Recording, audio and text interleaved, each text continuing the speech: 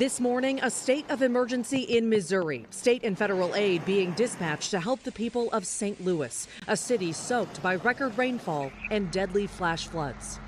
This mother barely escaping with her daughter from rapidly rising waters in their home. There was that panic of, are they going to get to you? How do I get to the roof? More than 9 inches pouring down in 24 hours Tuesday, crushing records set more than a century ago.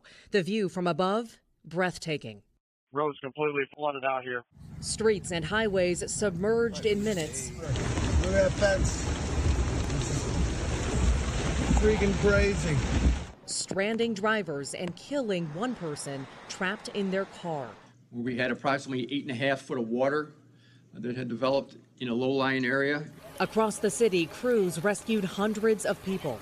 7 people trapped on a roof. Some unable to leave their homes. That is the only road out of this area, and it is impassable at the moment. The floodwaters so high it caused roofs to collapse at one Metrolink train station.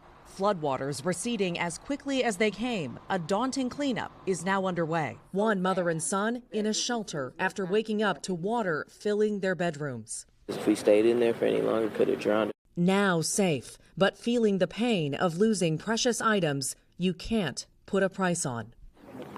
That's what bothers me the most is photos that can't be replaced.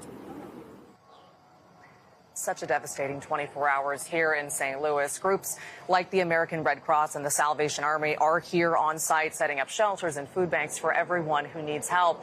At the same time, an ominous warning from climate scientists who basically say our warming planet creates an atmosphere that's capable of holding more moisture, meaning those sudden heavy flood events like what we saw yesterday are slated to become more common.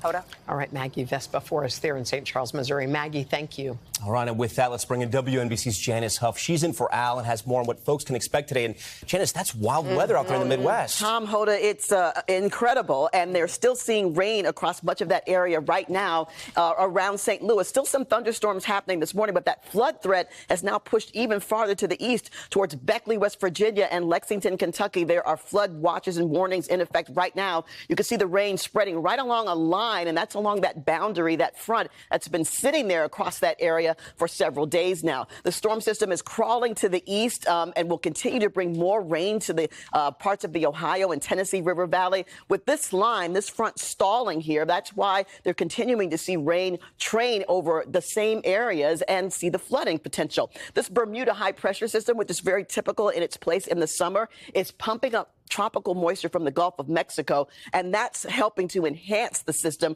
and bring the flooding rain. So there's going to be multiple days of this heavy rain over the same locations, more flooding across parts of Kentucky, West Virginia, into Tennessee. So that area is shifting to the east now. The mountainous terrain increases the threat. It enhances the risk of the heavy rain. So more flooding expected there.